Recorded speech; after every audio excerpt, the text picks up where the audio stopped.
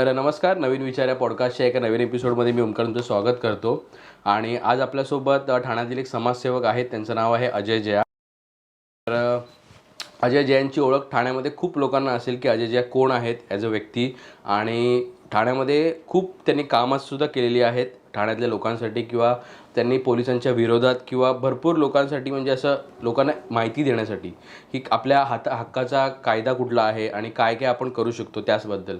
तर आपण आज सुरू करूया अजय जयांसोबत पॉडकास्ट. तर अजयजी, पहिला तर तुमची एक स्टोरी आहे जी कोकणातली आहे, जी तुमची म्हणजे तुमचं जे सुरुवात एक टायमिंग होता की तुम्ही कोकणात गेला होतात आणि रिफायनरीच्या टायमिंगला भरपूर काय काय गोष्टी झाल्या होत्या, तर ते आम्हाला पहिला ऐकायला आवडेल.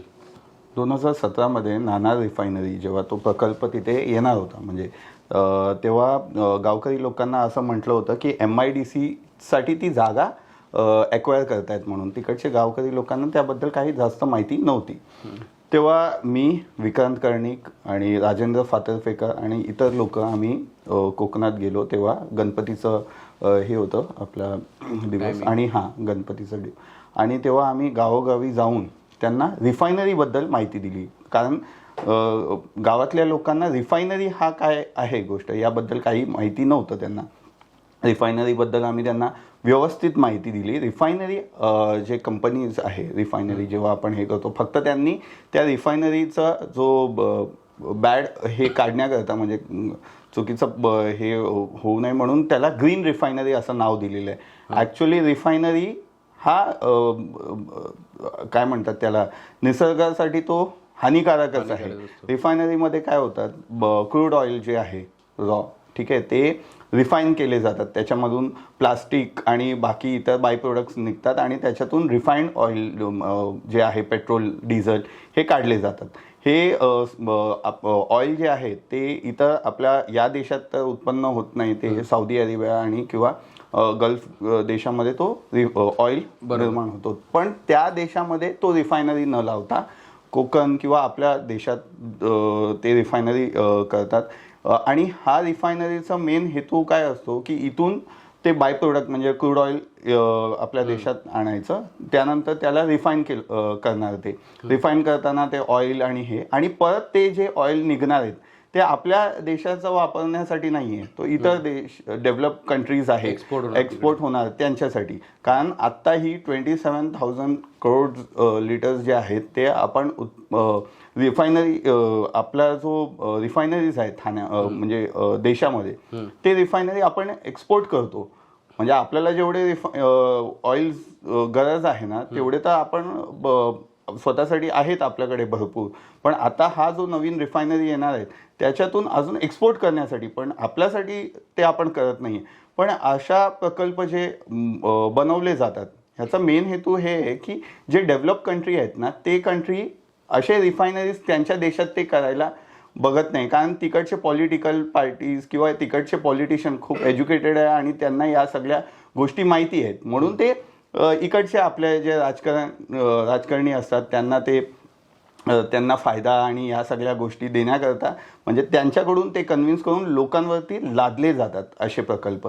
त्याच्यातलाच तुम्ही बघू शकता. ते विषय आपण व्यवस्थित लोकांपर्यंत पोहोचवल्यानंतर त्यांना पत्रकं वाटलेत आम्ही, गावोगावी जाऊन त्यांना ते प्रोजेक्टरवरती आम्ही त्या विषयावरती पूर्ण सविस्तर माहिती दिल्यानंतर त्यांना त्या जनजागृती झाली आणि त्या लोकांनी स्वतः आंदोलन उभा केलं आणि ते रिफायनरी तिथून हद्दपार करण्यात आलेलं आहे. आणि पुढे आता ते जसं त्यांना मिळतं ते पुढे कुठे ना कुठे इथे तिथे सरकत आहेत. पण तिथेही लोकांना ते जनजागृती केल्यावर ते त्यांच्या विरोधात उभे राहतात.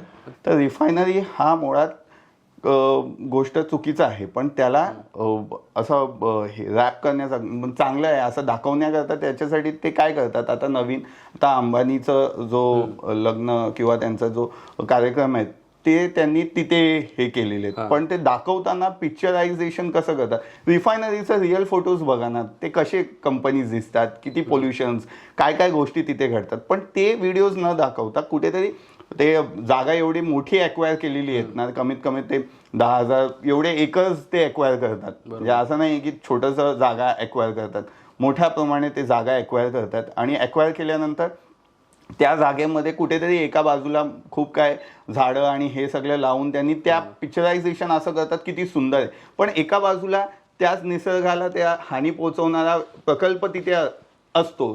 ते लपवण्याकरता ह्या सगळ्या गोष्टी केले जातात. हेच गव्हर्नमेंट पण कुठेतरी सांगते ना की तुम्ही ते शेती किंवा असं झाडं लावली पाहिजे त्यासाठी. नाही, गव्हर्नमेंट तर त्याची भूमिका मांडणारच ना की निसर्ग वाचवा या त्या गोष्टी, पण रिअल फॅक्ट काय आहे, एका बाजूला जे प्रकल्प त्यांनी आणलेले आहेत किंवा करतायत त्याच्यानी किती नुकसान होतोय त्याला रेक्टिफाय करण्याकरता हे करतायत, पण हे रेक्टिफिकेशन नाही आहे. कारण ज्या गोष्टी जेवढे ते नुकसान पोहोचवणार आहेत ना, ते कुठल्याही जगात कुठेही आपण प्लांटेशन केलं तर तो रेक्टिफाय होणार नाहीये.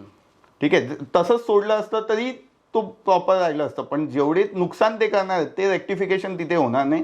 फक्त आपल्याला दाखवण्याकरता ते म्हणजे भासवतात की बाबा हे बघा किती सुंदर आहे, आजूबाजूचा जागा बघा किती मस्त आहे, इथे हाती आणि हे निसर्ग जे आहे यांना काय आपण सेवा करायची गरज नाही, त्यांना नुकसान नाही पोचवलं हेच मोठी सेवा झालेली आहे. एका बाजूला हे त्यांचीच जागा हडपणार, त्यांचीच जागा त्यांच्याकडून खेचून घेणार, त्यांचेच ते किती ऍक्सिडेंट्स होतात ते ट्रेन आणि याच्यामध्ये. ट्रेन त्या विभागामध्ये गुड्स आणि याच्यासाठी ते जे चालू केलेले त्याच्यामुळे ऍक्सिडेंट होतात. तर हे सगळं ह्युमन बिईंग स्वतः क्रिएट करतो, नंतर त्याच्यावरती मेडिसिन्स आणि हे दाखवल्यानंतर आम्ही किती चांगलं काम करतो किंवा किती सेवा करतो असं दाखवण्याचा प्रयत्न आहे. म्हणजे PR होते कुठेतरी इमेज चांगली करण्यासाठी. हो, ऍक्च्युली नाहीतर ते तिथे करण्याचं आणि हे जर त्यांची अशी ज्या गोष्टी आहेत हे राबवायचं असेल तर हे कित्येक वर्षापासून ते करतायत किंवा त्यांचे प्लॅनिंग आहेत, तेव्हा त्यांनी कधी दाखवलं नाहीये. कारण फक्त आता लोक जेव्हा आक्षेप घेणार की बाबा लग्न करताना एवढे खर्च करतात, एवढ्या जागेचं तुम्ही पैसेचं हे करतात, तर ते एक सोशल इमेज बिल्डिंग करण्याकरता हे करण्यात आलेलं आहे. कारण लोकांनी असं विचारलं ना, तुम्ही एवढे पैसे खर्च करतात या सगळ्या गोष्टी, त्या लोक तुम्ही कमेंट्स पण बघितलं तर त्याच्यामध्ये लोक म्हणतात की एवढ्या पैशामध्ये गरिबांना किंवा जे गरजू लोकांना आहे त्यांना तुम्ही फायदा पोचवलं पाहिजे होतं म्हणून. तर लोकांना विद्रोह होऊ नये, विचारधारा येऊ नये त्यांच्याबद्दल, हे करण्याकरता हे PR टीमनी पहिलंच हे सुरुवात केलेली आहे की बाबा इमेज बिल्डिंग असं करा की हे खूप सामाजिक काम करतात, त्यानंतर ऑटोमॅटिकली ते जे खर्च करतात ते असं लोक म्हणतील हां त्यांचा पैसा आहे ना ते करतायत म्हणून.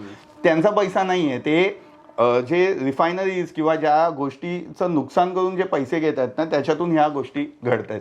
ते इमेज असं कुठेतरी त्यातून दिसून येतं की म्हणजे मी असं हे केलंय, आता मला त्याचं डिटेल्समध्ये माहीत नाही, बट असं कुठेतरी बघितलं जातं की जिओने जी आउटसाईड कंपनी आहे अरामको करून त्याच्यासोबत त्यांना अजून अरामको तर त्यासोबत अजून रिफायनरीज ओपन करायचे आहेत, त्यासाठी कुठेतरी पॉझिटिव्ह त्यांची PR चालू आहे त्या रिफायनरीबद्दल. हो, अरामको हा एक कंपनी आहे जो तो ॲक्च्युली खूप इंटरनॅशनल लेवलचे जे रिफायनरीज म्हणा किंवा हे कंपनीज, ते अरामको हा जो कंपनी आहे त्याचा मेन हेतू आहे की पॉलिटिकल जे लोक असतात ना त्यांना कुठल्याही पद्धतीने आपल्याकडे घेऊन त्यांच्याकडून असे करार करून घेणं, अरामकोचा हाच मोठा काम आहे. म्हणजे तो लायझनिंगचं आहे, पण ते पूर्ण सेटिंग आणि याच्यावरती ते सगळ्या गोष्टी केले जातात.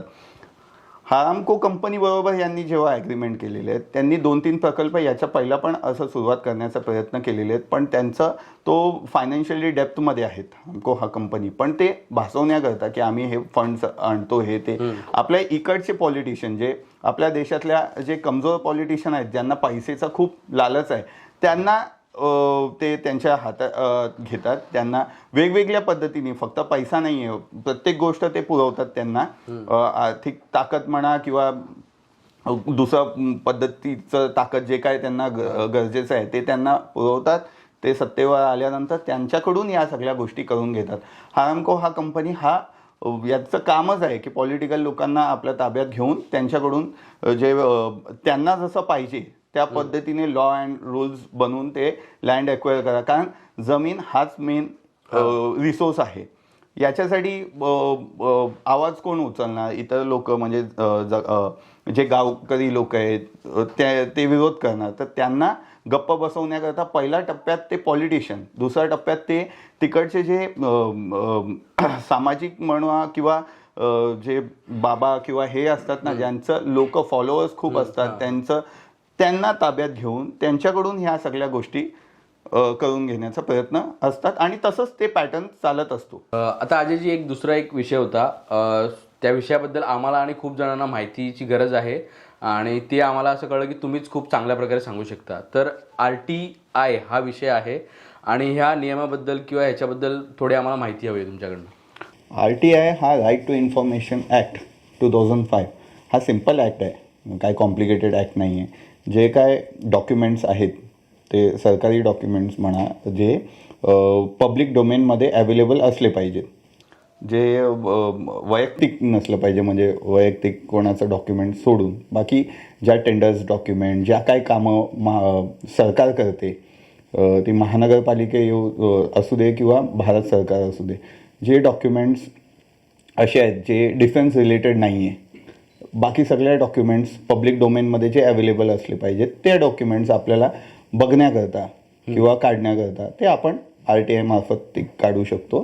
RTIचं हे मेन हेतू आहे पब्लिक चा जो रिलेटेड डॉक्युमेंट्स असतात, पब्लिक लिटिगेशन्स किंवा पब्लिक रिलेटेड, त्याच्यासाठीच ते मोस्टली लोक वापरतात. आणि इतर आपल्या स्वतःचं वैयक्तिक काही डॉक्युमेंट्स काढायचे असतील किंवा जागेचं इतर माहिती काढायचं असेल पब्लिक, तर तेही सुद्धा RTI मार्फत तुम्ही काढू शकता.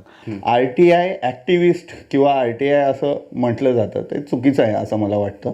RTI ॲक्टिव्हिस्ट त्यांना म्हटलं जायला पाहिजे जे RTIचं ॲक्ट आणण्याकरता ज्यांनी लढा दिलं किंवा त्यांनी जे मागणी केली, त्याच्यासाठी ज्या लोकांनी उपोषण घेतलं आणि या सगळ्या कामं केल्यानंतर ज्यांनी RTI ॲक्ट आणलं किंवा त्यांच्या आंदोलनानंतर हे ॲक्ट आलेले, त्यांना ॲक्टिव्हिस्ट म्हणू शकतो. जो RTI वापरतो किंवा RTI माध्यमातून जे इन्फॉर्मेशन काढतो आणि त्या इन्फॉर्मेशन द्वारा त्यांनी भ्रष्टाचाराचं उघडीस आणलं किंवा PIL दाखल केलं, तर त्यांना ॲक्टिव्हिस्ट म्हणणं हा मला बरोबर वाटत नाही. RTI हा सर्वसामान्य माणूस वापरू शकतो, कोणीही वापरू शकतं. त्याच्यात काही मोठं PhD किंवा हे करण्याची गरज नाही. RTI मध्ये तुम्ही समजा एक डॉक्युमेंट्स तुम्हाला महानगरपालिकेचं काढायचं असेल तर तुम्ही एक सिम्पल आहे, एक कुठलाही फॉर्म मध्ये वरती तुम्ही किंवा कुठलाही एक नॉर्मल पेजमध्ये पण RTI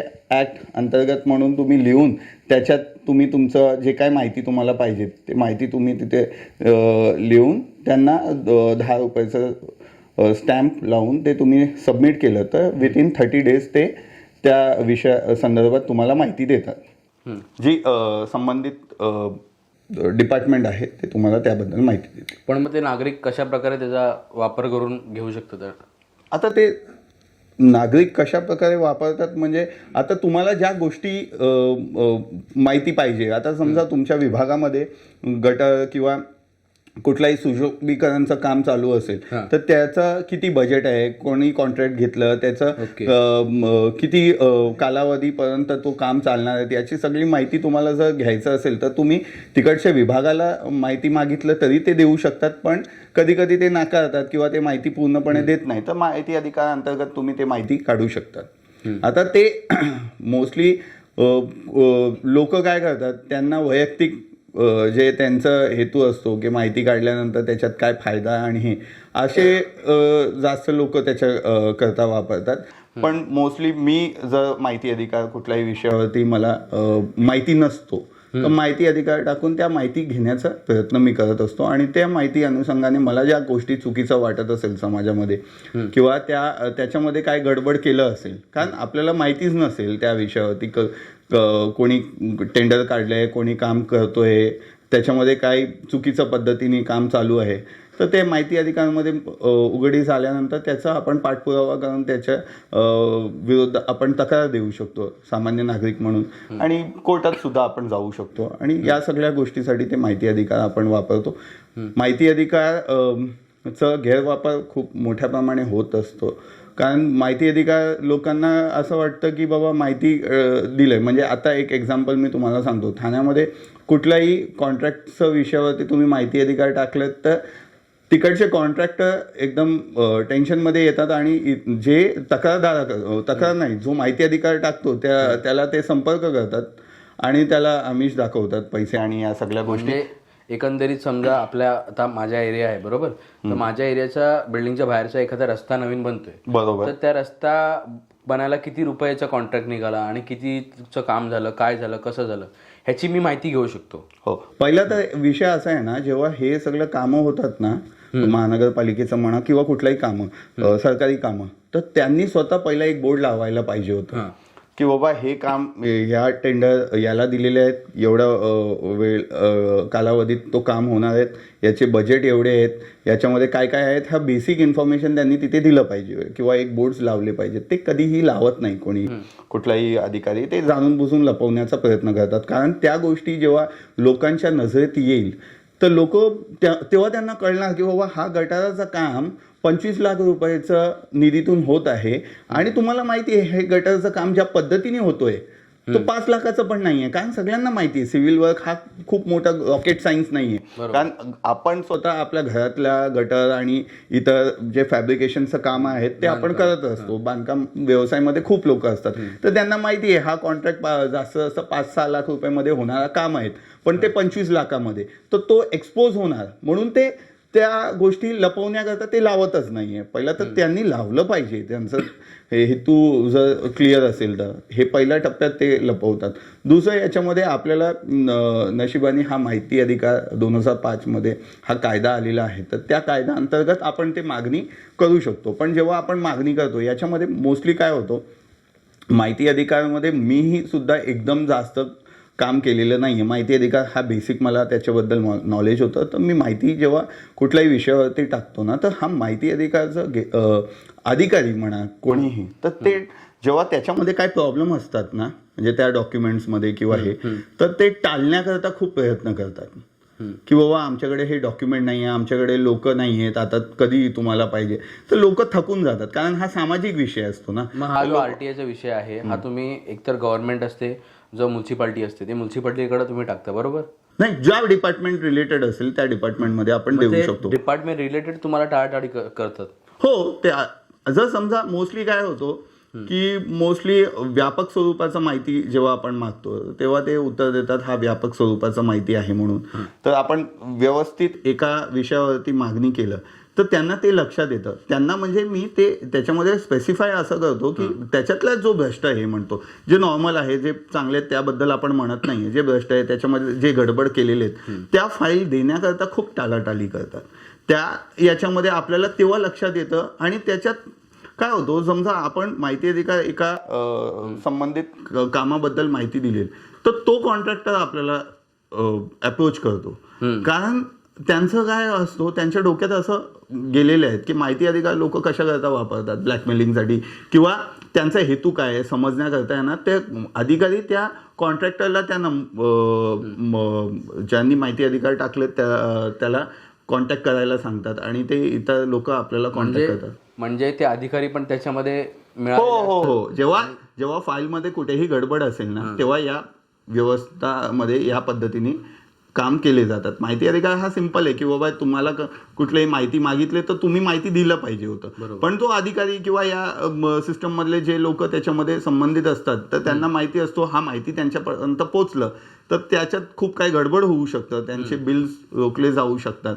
या सगळ्या गोष्टीमध्ये ते टाळाटाळ करण्याचा प्रयत्न करतात. तेव्हा ते पहिल्या टप्प्यात तुम्हाला असं म्हणतात की बाबा याच्यात तुम्ही विस्तृत स्वरूपाचं माहिती दिली आहेत, आम्हाला हे फाईल मिळत नाही आहे असं तसं. तर पहिल्या याच्यामध्ये जास्त लोकांना त्याच्यामध्ये एक्सपिरियन्स नसतो तर ते विसरून जातात की बाबा ठीक आहे येईल फाईल असं तसं. पण त्याच्यामध्ये ॲक्टमध्ये असं आहे 30 दिवसात जर त्यांनी उत्तर नाही दिलं तर आपण अपील करू शकतो. अपील तिकडचे जे अपील अधिकारी असेल त्यांना आपण परत अपीलचा फॉर्म भरून त्याच्यामध्ये 10,000 रुपयाचे 2 हे फीसचं स्टॅम्प आपण त्याच्यामध्ये लावून म्हणजे 20 रुपीजचं स्टॅम्प आपण लावल्यानंतर ते 1 महिन्यामध्ये आपल्याला अपीलसाठी बोलवतात. तेव्हा आपण अपीलमध्ये जाऊन त्यांना सांगू शकतो की बाबा मला या गोष्टीसाठी माहिती पाहिजे म्हणून. तर तेव्हा ते देतात. तेव्हा सुद्धा कधी कधी देत नाही मोस्टली, कारण त्याच्यामध्ये सगळेच सिस्टम मधले सगळे जोडलेले असतात, त्यांना द्यायचे नसेल आणि ते काहीतरी